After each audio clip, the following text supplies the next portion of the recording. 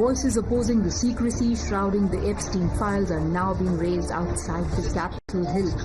The survivors, while recounting what Jeffrey Epstein did to them, said they are looking at compiling their own list.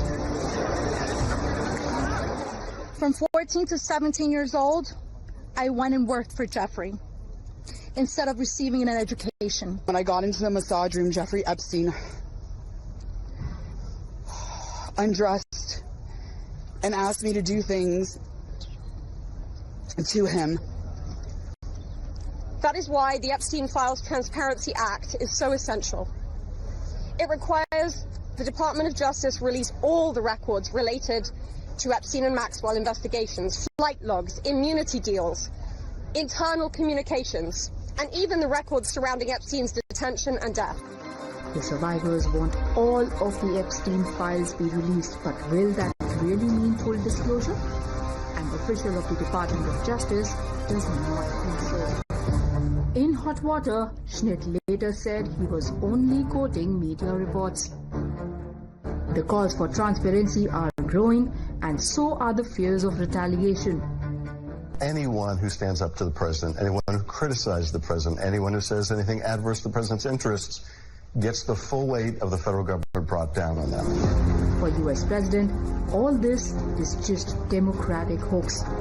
So this is a Democrat hoax that never ends because they're trying to get people to talk about something that's totally irrelevant to the success that we've had as a nation since I've been president.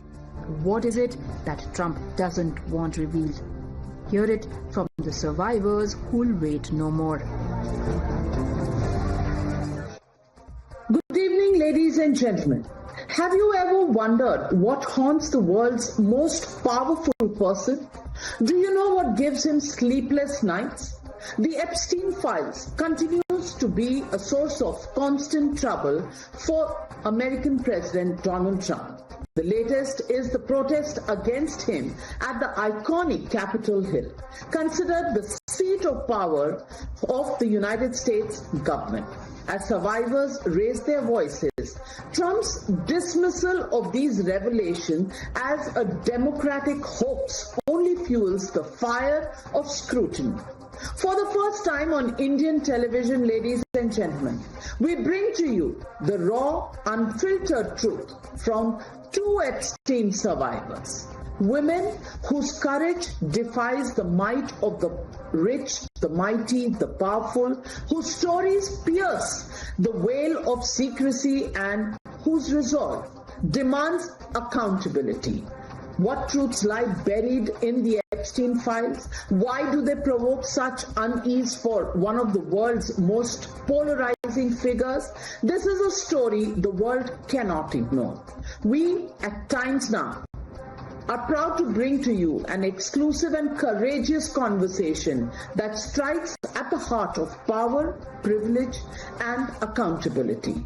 The Jeffrey Epstein case is a scandal that has haunted the corridors of influence for years. It continues to unravel with its shadow looming large over some of the world's most prominent, most powerful figures. The demand to release the Epstein files grows louder, fueled by the bravery of survivors who refuse to be silenced. And two individuals who have endured unimaginable trauma yet stand resolute in their pursuit of justice will reveal all that they know. Their decision to speak out against those allegedly implicated in these files is a testament to their courage, challenging the might of the powerful and sparking a global campaign for justice.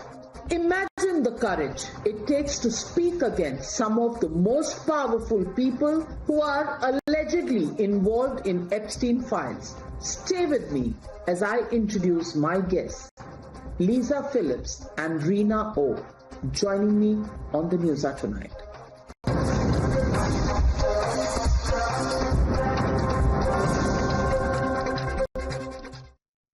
Joining me tonight, Lisa Phillips.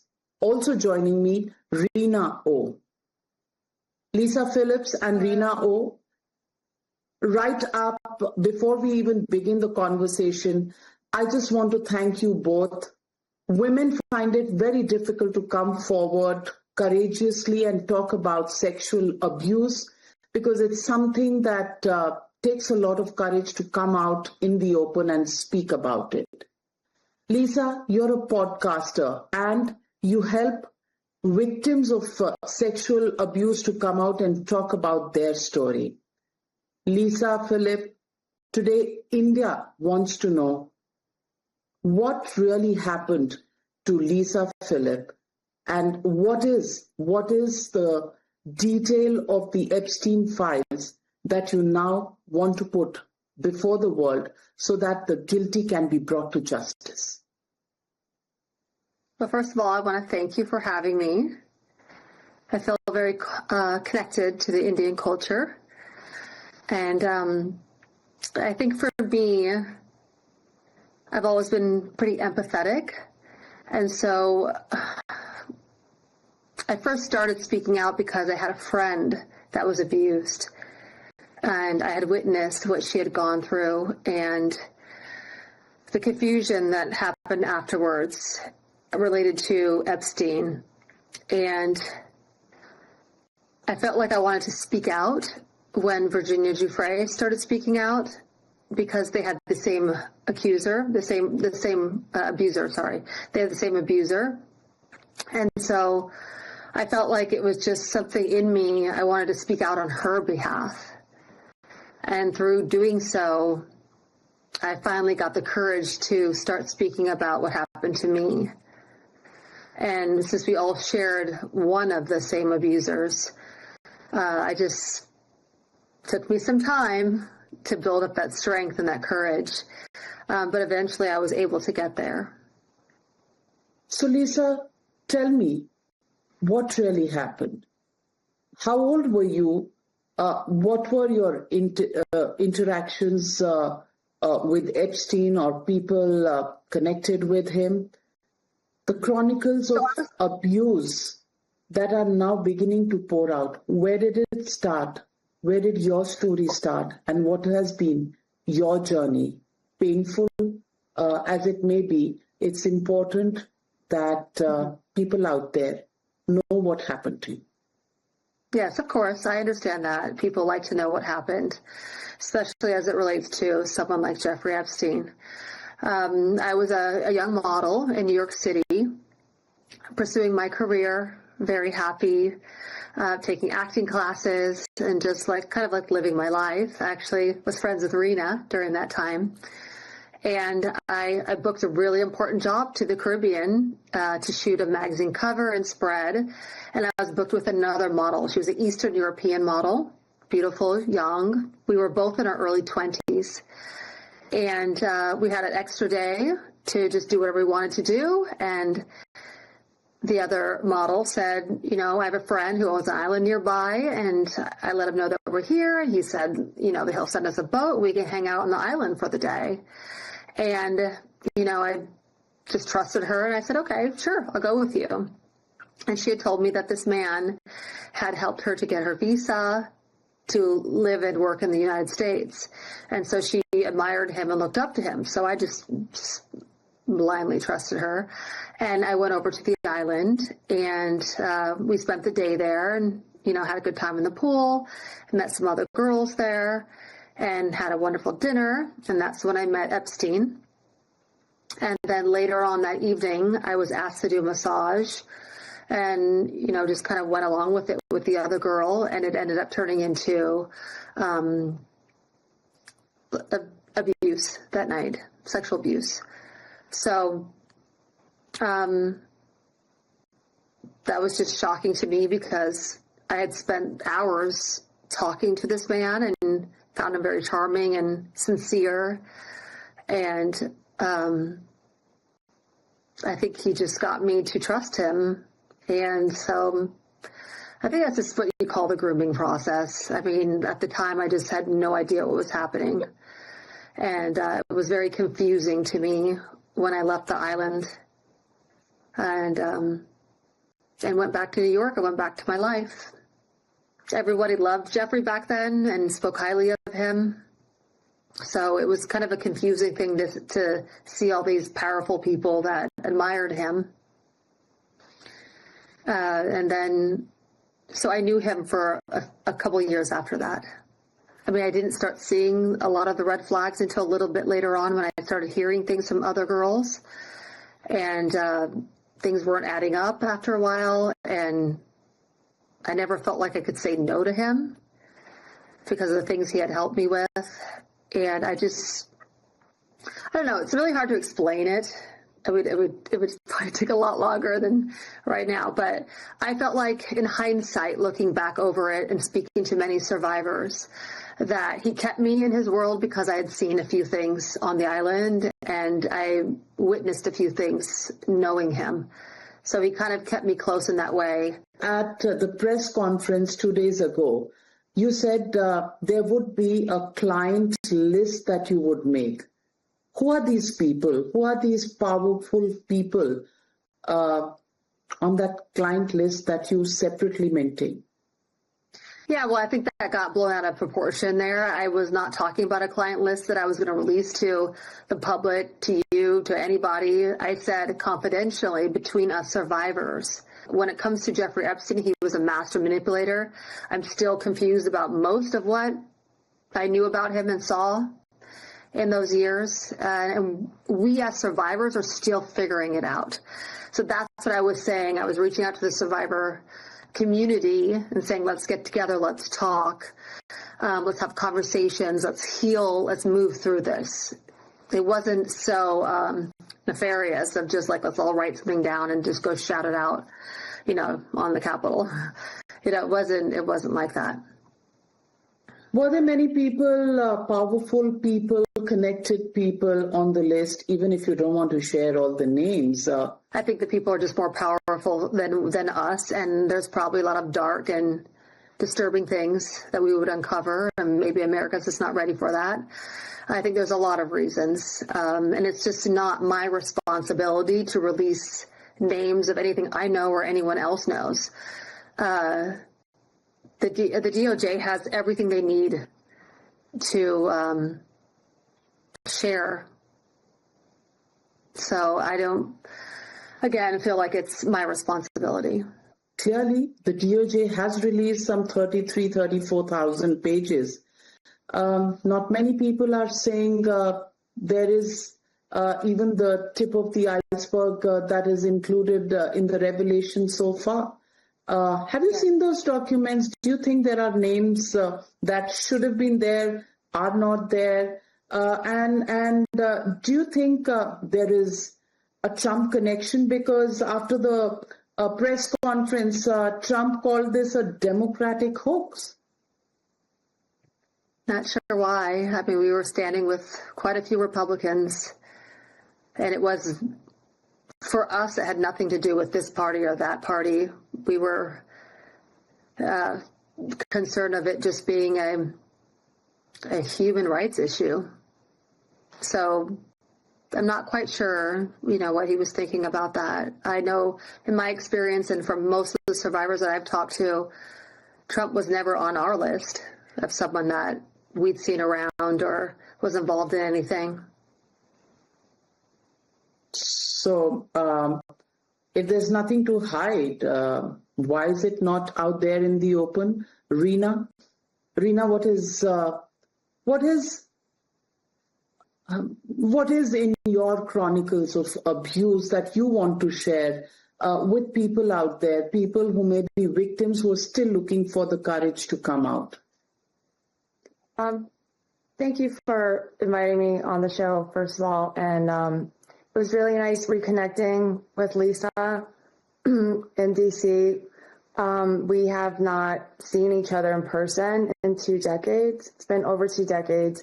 And we saw each other almost every day back in those days. We were so much happier, too. We were just different women. We were young. We were, excited, starting our careers in New York City.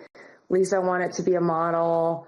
I wanted to be this, artist. And, we were just full of life and youth. And And I just remember I was going through a very hard breakup one summer, and, you know, Lisa saw how depressed I was, and she knew, because I told her I should really focus on myself, I should focus on my artwork, and I wanted to meet people in the art world.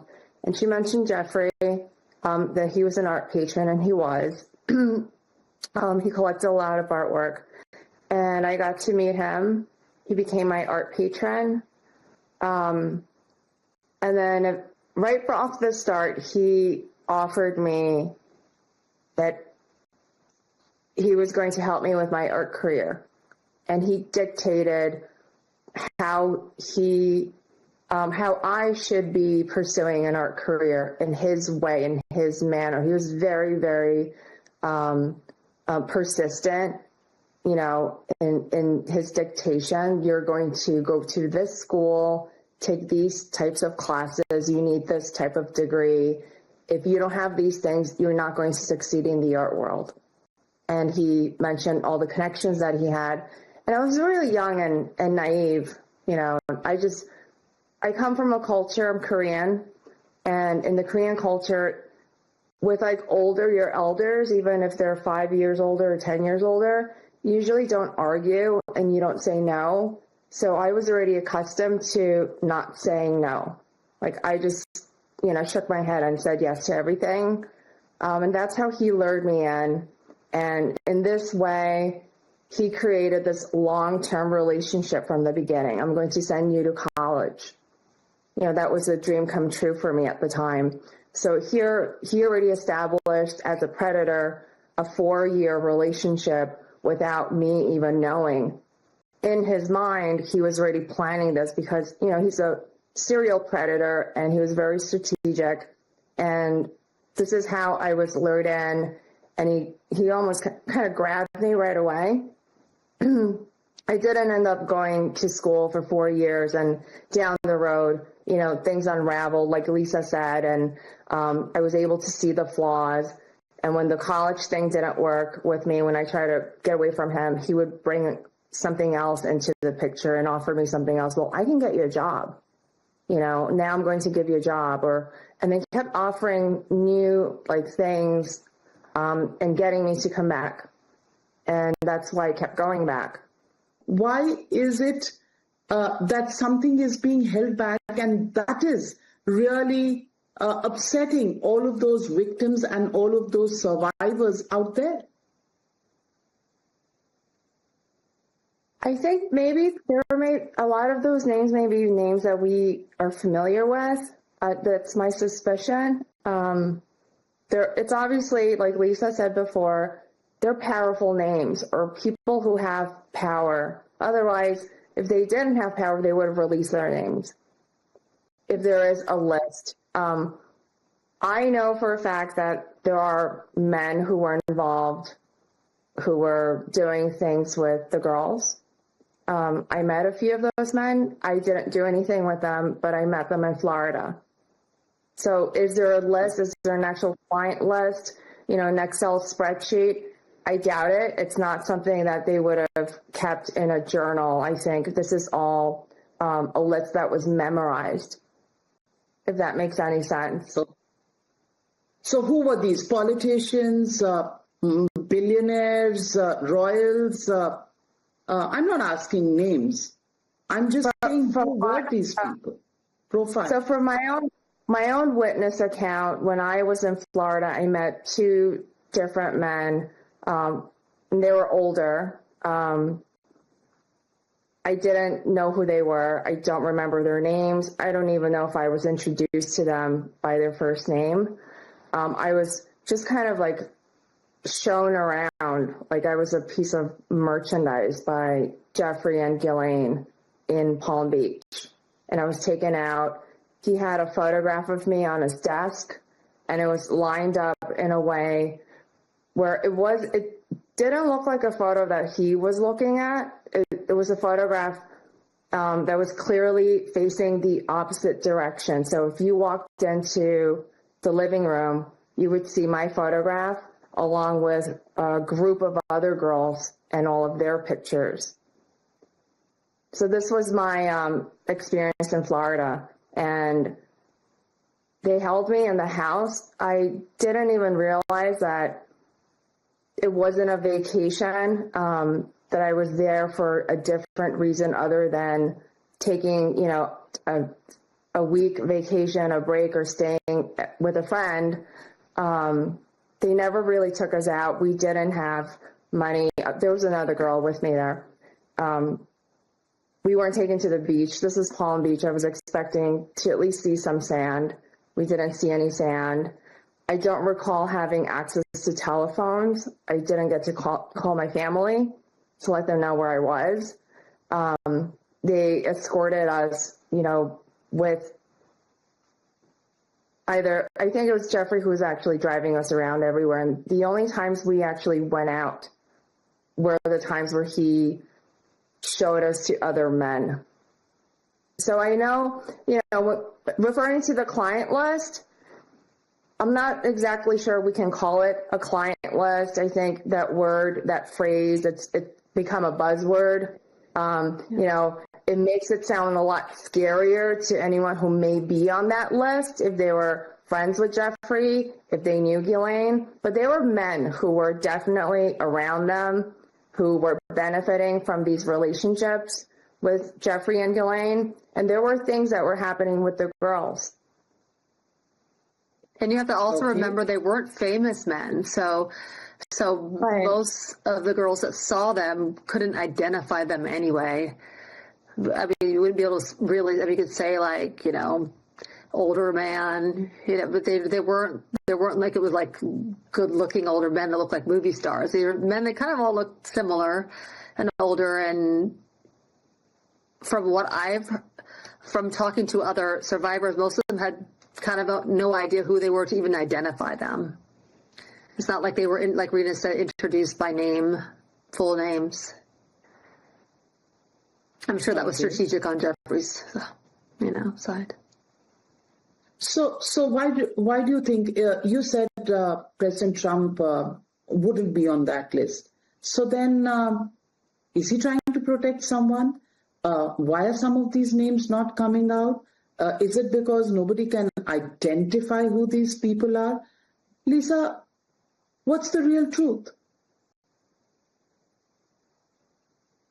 Well, that's the whole reason why everyone wants the files released, is because most people don't know the truth. People are just speculating. Each survivor has little pieces of the puzzle. And everyone who knew Jeffrey has little pieces of the puzzle, but nobody knows everything. I mean, because that's how Jeffrey was. He wasn't out there. He wasn't a playboy. He wasn't like a P. Diddy that everybody knew everything, about them and knew what was going on. Most people didn't know anything what was going on unless they were the one that was, involved. So you're I don't know how much Reena and I can give you real answers. No celebrities, no politicians who you could identify? I definitely wouldn't do it here. No, I'm not asking names, but I'm just saying that, we're talking about a circle of power. So were they celebs? Were they politicians, present or past? Anybody you can recall, identify, even if you don't want to say the names? There's a lot of people involved, so. I can say one thing is a lot of money. These people had a lot more money than we did, and some of them had more money than Jeffrey. Okay. More power, too. Yeah. Yeah, I mean, we're just all saying the obvious here. I mean, this is, it's part of the reason why we know that there's something there. There's this big smoke and mirrors. There's a big mystery, but also there's the whole power imbalance. Something conference and the fact that you want the truth to come out. Do you think the truth will ever come out if there is so much of smokes and mirrors? Jeffrey Epstein is no longer in this world. Do you think there will ever be a full disclosure? There can ever be a full disclosure? Lisa, Reena? I personally think no one really truly, even if they had all the information in front of them, the data, would truly understand what they're looking at because it's so much information at the moment. There needs to be a long-term study of the predator and his behavior and everyone that was connected to him because the files are not 100,000 pages. They're not even 500,000 pages. I'm sure they're in excess of millions. And, they're not just names. There are phone numbers. There are, addresses, bank accounts. There are files of just those who were victimized. And then the people that they knew, that they were friends with, their workplaces. This is a huge octopus that keeps growing and growing and growing. And the more we probe into it, the more information we start looking for.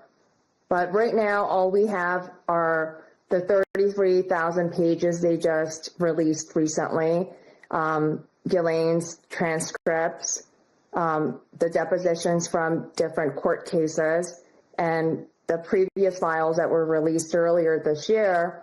And we're trying to sort of look at this pile of evidence and information and starting to look for other pieces of the puzzle. Okay, so now the public started demanding, well, we see all of this in front of us.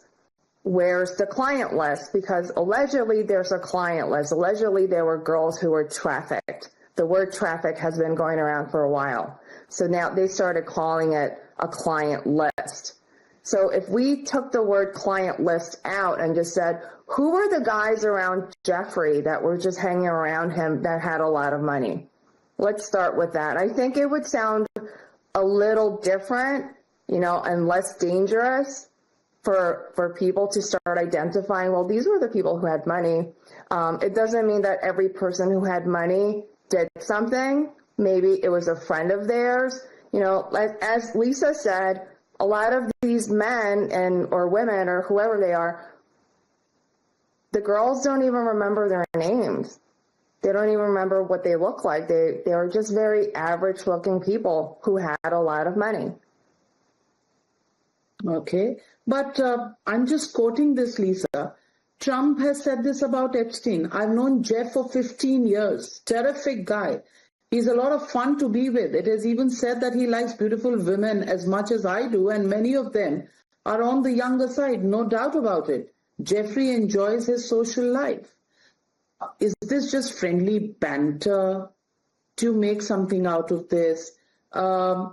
The fact... It sounds to me like what anybody would have said in the early 2000s that I met that new Jeffrey. That's exactly what everybody would say about him. And when they meant who they like, he likes girls on the younger side. He was probably talking like 18 to 22. That's what most people back then assumed. I don't think a lot of people knew about the underage. That was a very secret thing between Jeffrey and Ghislaine. And I think a lot of survivors are just scared for files to be released and their names are in it. I mean, if the survivors' names can be redacted, that's great, but you release all this information, some sensitive material for the survivors might be out there. That's something I will emphasize on. I think all the survivors, they agree when we say we want our names to be redacted, and I'm speaking not just for myself, but Lisa agrees. Especially those girls that were so young. It's not fair to have their names and their privacy violated again. It's like this is another form of violation. We were sexually assaulted, sexually violated, psychologically violated, and then to have our information made public in such a, it's just not right. I don't think the details should be in those files. The government has seen them. I think there should be a full redaction or just censorship of the sex abuse details. I get a lot of voyeurs, a lot of, creepy people that come up to me who know my name is out there, who will just start asking questions as if they have the right, the entitlement to say, well, what did you do when you went in that room? And did he use XYZ on you? And is it like the other girls that have come before? Did he do the same thing to you? And this really makes me feel uncomfortable. And I think that is one of the reasons why a lot of other survivors don't want to be identified. They don't want to speak. And I am speaking to several of, the survivors who have participated in these lawsuits, but they don't want to be seen. They don't want to talk to other people, and they're not receiving mental health treatment as a result of all of this type of behavior. The DOJ, somebody in his private capacity, did say they would redact Republican names but keep the Democrat names out there, and then that was officially denied. Do you think there is a cover-up that's going on? There's always a cover-up everywhere that's going around. There was a cover-up when Gillian was giving her testimony. There was a cover-up when they were taking evidence from Epstein's house, because where did all the tapes disappear to? There's always a cover-up in every investigation, but we don't know to the extent of the cover-up. I would say more like redaction than a cover-up. Maybe they're just not telling us everything. And maybe the public, maybe we're not ready to really see the true evil of Jeffrey Epstein. I know they're demanding more information, but I think it needs to come out in little increments. This man was super, super evil. The evil of Epstein did not die with him. The evil of Epstein right now seems to be spreading even further, as we're learning more about this man. When Lisa and I knew Jeffrey, we just knew him as this kind of like old creepy guy who had a lot of money, and he liked having a lot of girls around him. As the years went on, after I left, I started, Googling his name. I started seeing him with more powerful people. And then as the years went on, he started engaging in even worse behavior than what I remembered. So he went from being a monster to the monster just kept growing and growing, and the evil just kept coming out of him. And after he died, we started seeing more information coming out through these investigations. People were conducting investigations, and then the reporters were doing their own investigation, and more information just started coming out in bits and pieces. And once the doors opened, it started pouring out. And it was just so much information that was just being fed to us all at the same time. I ended up having a mental breakdown. I ended up in the hospital. I got traumatized. There were memories that I was not ready to face, that were just thrown in my face with all the information that was being flooded in the news, and people were talking about it constantly. So even for not just speaking on my behalf, but I think even for the public to not traumatize the entire world, we need to do this in little steps. And there needs to be a process of even bringing the information to light. At one point, you've said that Epstein asked you if you wanted to meet a prince. So clearly there were royals, and there were, some of those people in the circle of power who might still exist today. I was referring to the first time that I met him. That's what he said to me. The very first time.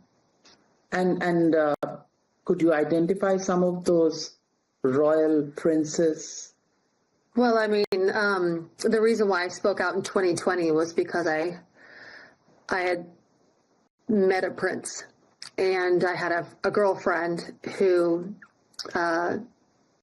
allegedly had said that, Jeffrey made her do something with a prince. So I initially was speaking out on her behalf because of my experience of seeing something. So, I mean, that's in documentaries. You could see that. clearly. It's in a few documentaries I've mentioned that. And I felt like I was doing the right thing to speak out just to support survivors. I didn't at the time, I thought it would have been a lot easier, because to find the facts and to connect the dots and to prosecute. And I realized that it wasn't easy for those survivors to come forward and share their experience and put their perpetrator behind bars. It just wasn't easy. It hasn't happened.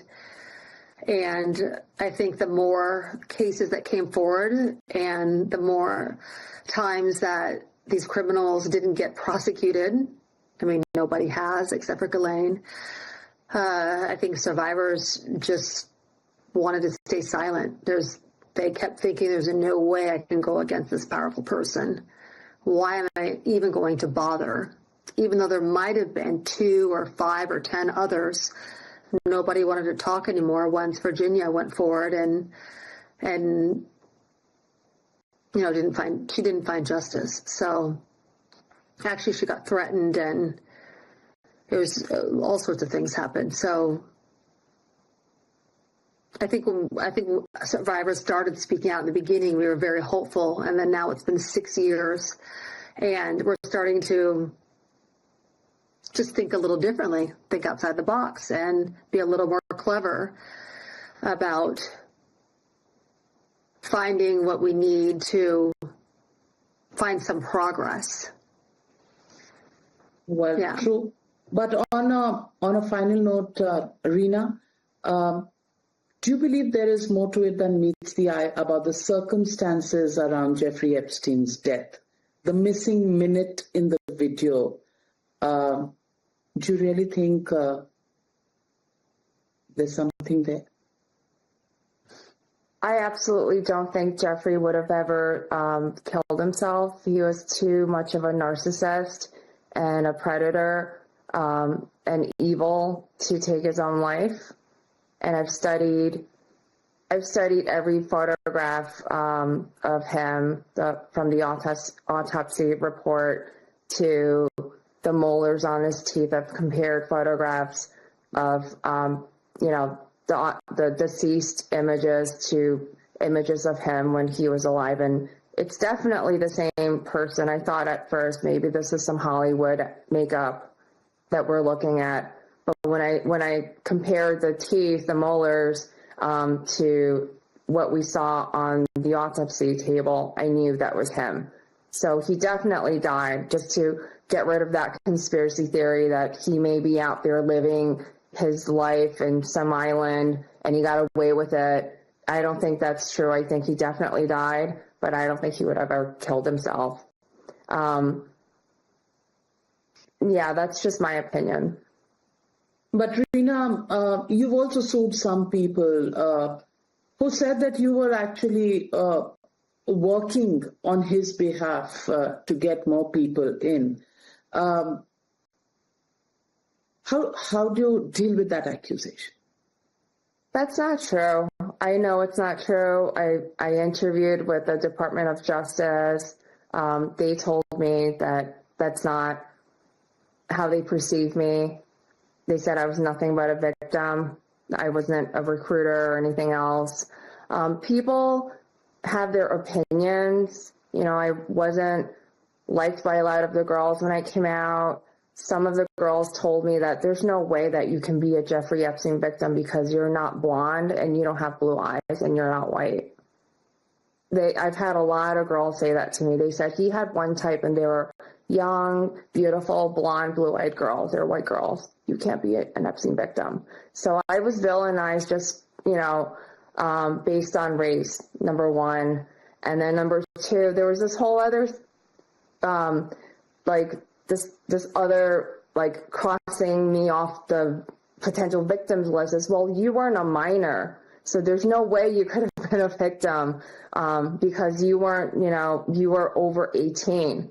So you're not a victim as a result of that. Whatever he did to you, it's too bad you went back.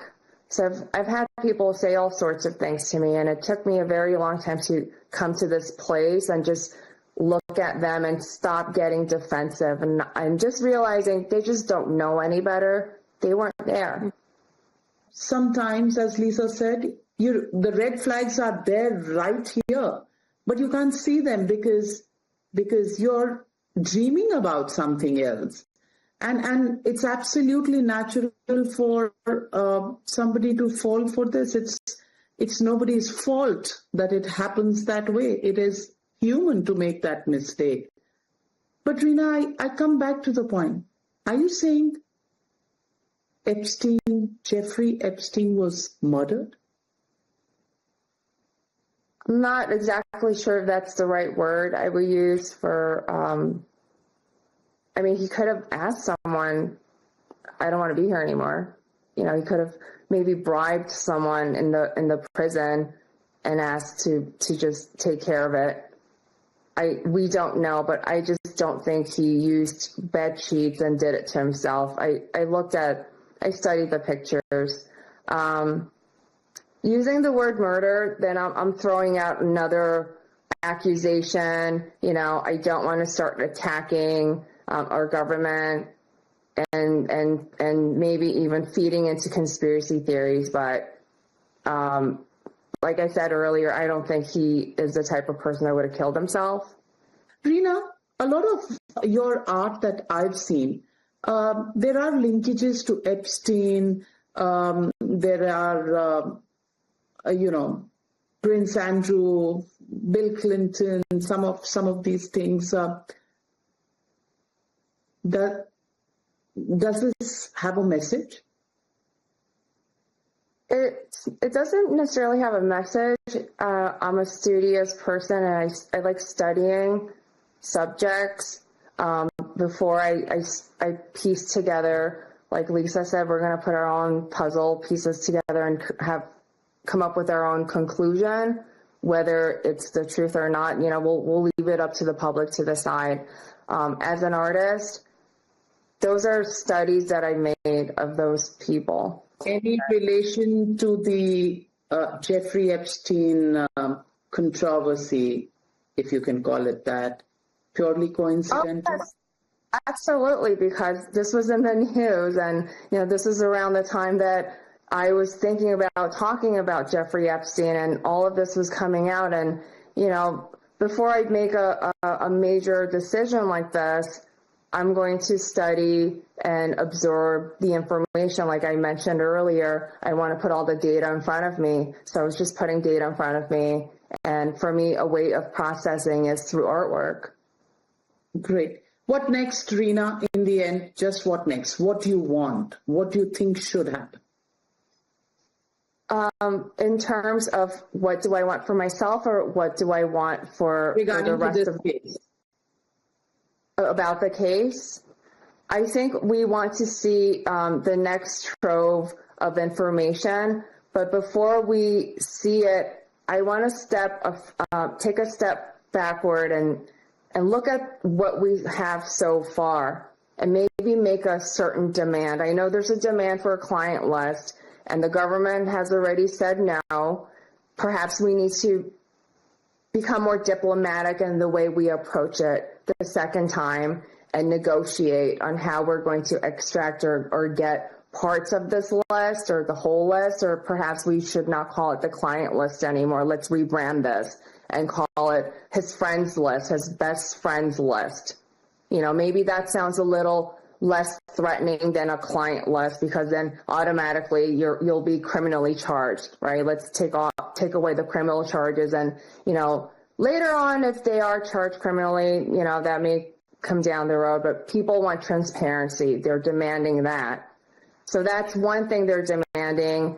And then let's study what we get from then forward and start asking. We won't get something unless we ask. But if we're asking for all the files to be released all at once, I think it's very easy for the government to say no. It's a lot of information. And, I think maybe the government website may even crash. I don't know. but I'm assuming there may be like maybe 200 million pages of information. We don't know because we don't work for the Department of Justice. But Jeffrey collected information on every single person. There are a lot of rumors out there that he was part of the intelligence community. If he was, then he must have kept a file on every high-profile person that ever walked into that house. He definitely kept a profile of all the girls. So he knew things about me that only someone who followed me or tailed me would know. And that really creeped me out. This is going back 20 years ago. What you're saying is he said certain things to me while punishing me one time. And I was really surprised that he had that information. punishing you? Like how? Like in a physical way, I was being punished. I think I have to agree with Reena. I think a lot of what they're holding back on is because the American public probably isn't ready for what's in those files, and releasing it little by little would be probably the best idea. I don't think you could just release all the files and then just everyone go at it, and it's just going to be crazy. I think they need to be sensitive with, if they're going to release it, be sensitive with the material and you know, keep a lot of the victims' information private. I just don't know if they would do that. I mean, I've been deposed for a couple cases, and I definitely don't want my information out there. So, for me, I just want to support survivor voices and continue doing that. And, you know, we'll strategize and do the best that we can moving forward. But, you know, things are changing every week, every day practically. So we have to figure that out. I want to add. Yes, sorry. I just want to say a very interesting point that you said, that if he was part of the intelligence network and that's what he really may have kept and stored, and those files may exist, that information may exist. Don't you want that information to be out there to arm some of those potential victims and keep them out of harm's way?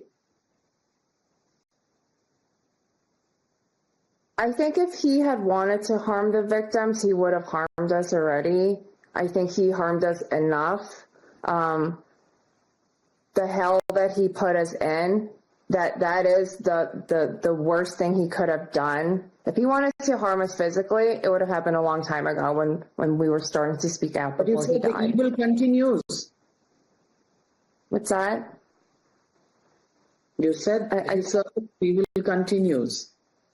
The evil continues, and it's the mental anguish, it's the spiritual pain and breaking our spiritual bones, not physically, but spiritually. That is the true evil of Jeffrey that no one really talks about, is that this man, you know, did not love anything but himself. He did not love God. There was no God. He thought he was a God. And putting us in this spiritual darkness.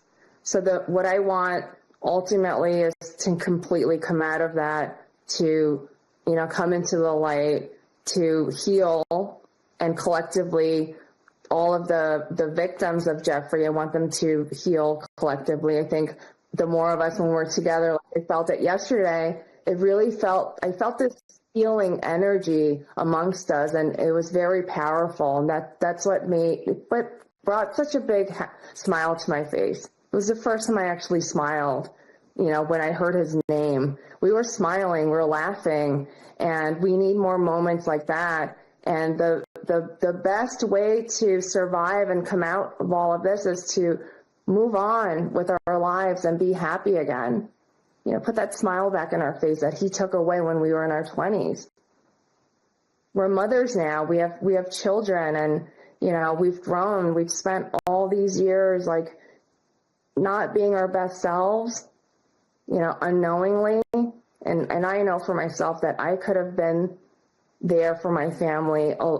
Like, in many more ways, and he took that away, not just from me, but from my children.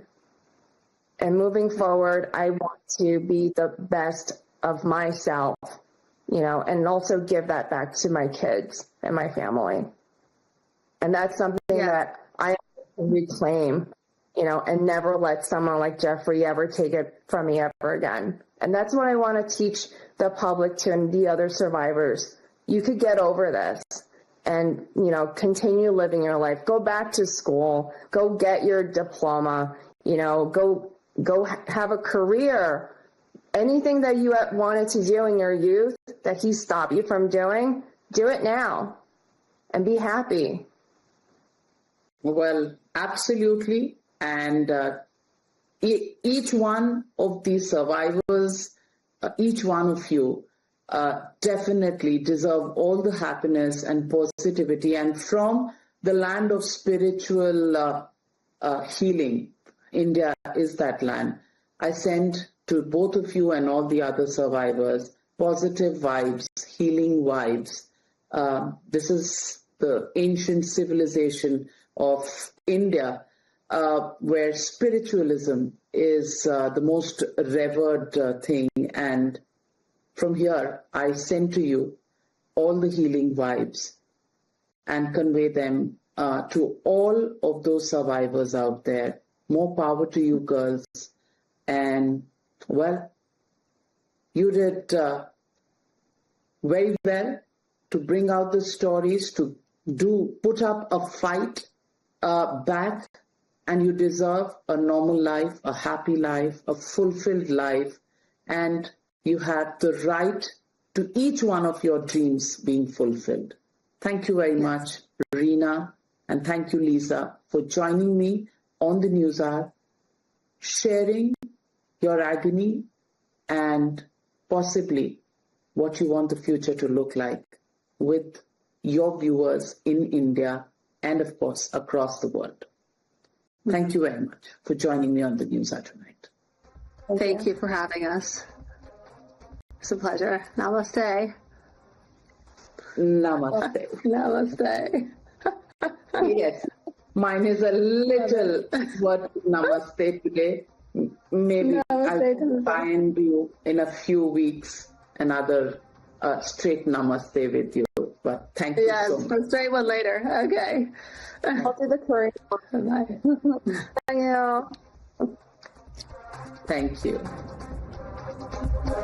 you.